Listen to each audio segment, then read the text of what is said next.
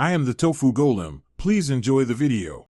You start by verifying the exact scope and impact, list affected services and the outage start time. Once done, move to your incident channel and tell stakeholders the current ETA and priority.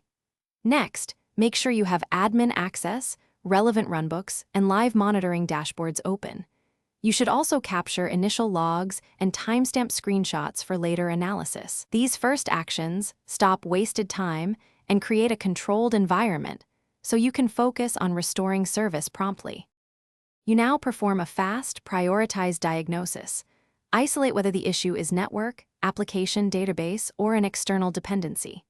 While you investigate, run focus checks, health endpoints, DB connections, error counts, and resource spikes to narrow cause. Once identified, apply containment. Enable circuit breakers, reroute traffic, bypass caches, or roll back the last deploy. Make sure to coordinate with ops and communicate changes. Containment buys you time and reduces user impact while you prepare a permanent fix. You execute the identified fix, patch the bug, change configuration, restart services, or redeploy using a canary rollout.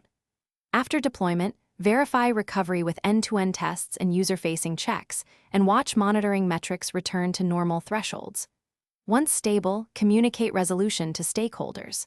Finally, document the full timeline, root cause, and corrective actions, and update runbooks so the next incident is faster. Tip: if symptoms persist, revert the change immediately and recontain. Do not escalate unverified fixes. Thanks for watching. Consider subscribing if we helped you today.